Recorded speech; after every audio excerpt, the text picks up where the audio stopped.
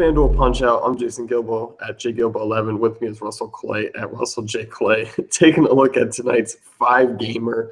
And we got ourselves a Coors game. Also some relatively higher price pitchers on FanDuel, but still nothing crazy. So I think you're looking at kind of a fun little slate here. 5-gamer ain't so lamer. Keep going. Yang Gervis Solarte. It's a great name. Right. Jumping into things here, and we're looking at catcher, and I think both of you and I are in agreement that a lot of the top options are going to come from this Diamondback side tonight. Jason, if you were in an interview and someone asked you, Jason, if you would say your batting stance was like one MLB hitter, who would it be? Actually, no, this is speed dating. Speed dating. You have 20 seconds.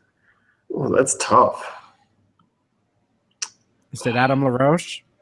No, it's definitely not. All right, you're wrong. Wellington Castillo, 3,800. Obviously, strong bat and Coors against Bettis. So weak arm there. Got to like that matchup, even for 3,800. Again, pitching isn't going to cost you too much.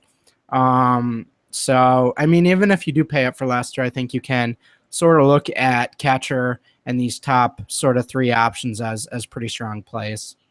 Yeah, and Eddie Butler, not Chad Bettis, but an trivia man, Yeah, I think you look at the Arizona guys, whether it's Castillo or Chris Herman in this matchup. I mean, you look at Butler. I mean, over a 7 ERA in Coors, allowing a 3.59 WOBA to right-handed bats, WOBA over 400 to lefties. So regardless of who it is, it's going to be a top play.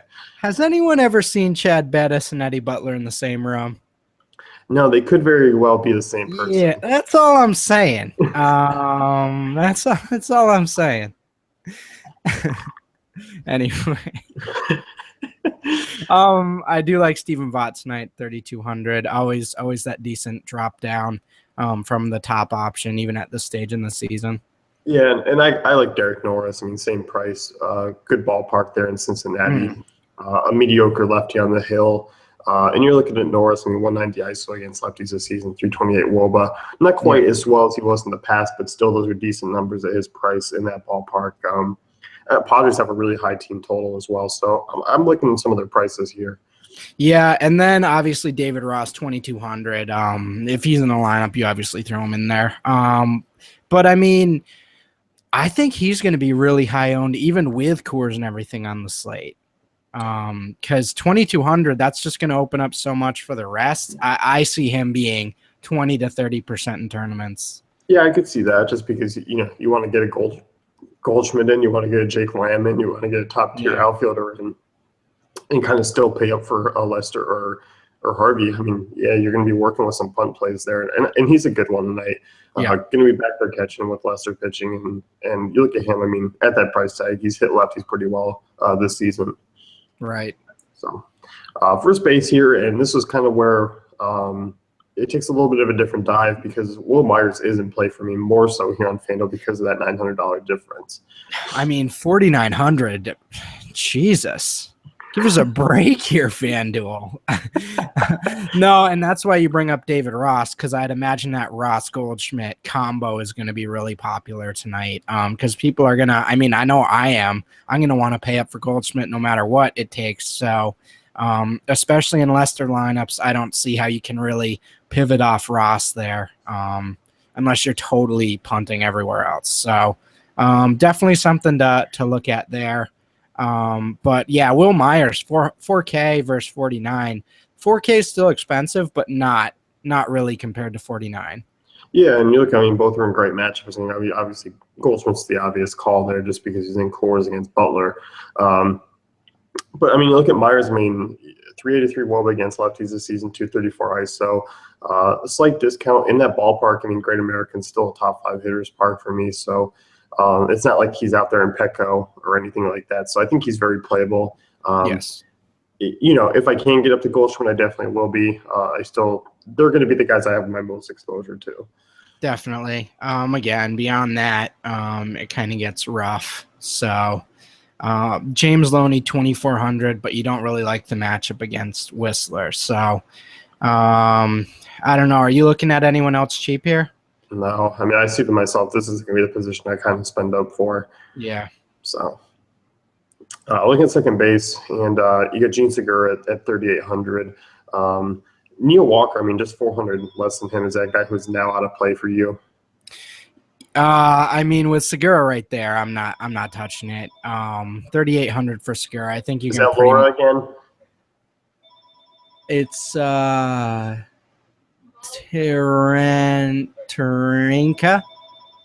Bummer, not Laura. Tarinka, yes. No, not Laura. Dude, Laura came over yesterday after. It was wild. Ooh, bow chicka wow wow. No, we can't do that. Sir, this is a family show. Anyway, I've lost my place. But yeah, Ben Zobrist 3,200, Segura 38.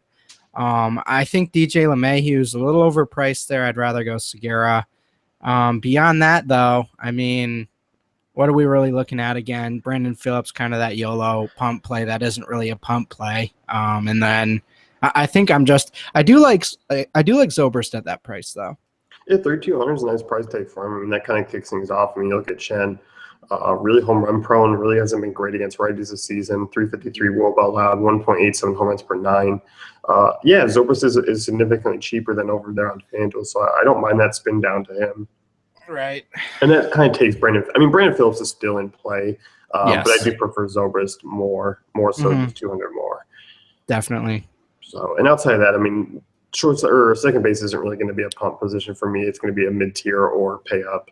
I feel like as a child, Harold Reynolds like subconsciously made me love. Like, I feel like that all he talked about when I watched TV was Brandon Phillips and how awesome he was. Maybe that's a total lie, but I feel like somewhere in my brain that's where my Brandon Phillips love comes from, Harold Reynolds. So I don't know how that connection was made, but it just came out of my mouth. So there might be some truth to it.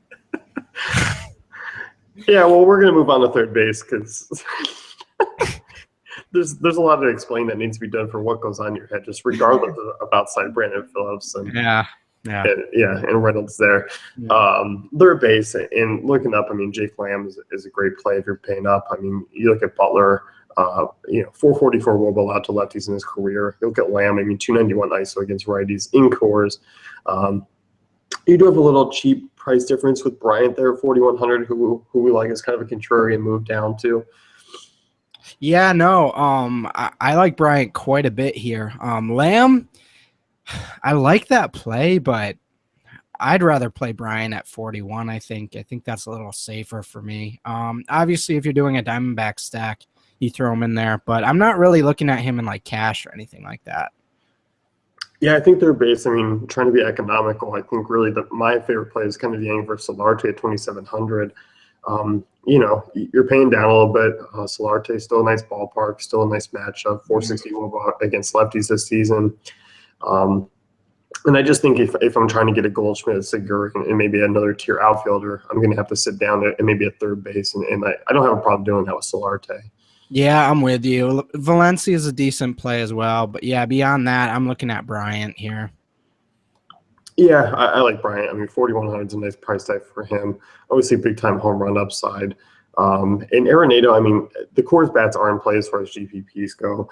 I'll have some exposure to him, but it's only going to be for me as far as maybe a contrarian one-off or just kind of a GPP stack and maybe hope Greinke falters in Coors. I mean, you remember, I mean, the Coors bats hit him pretty well in the beginning of the season in Chase Field. So obviously things have changed. He's pitched better of late.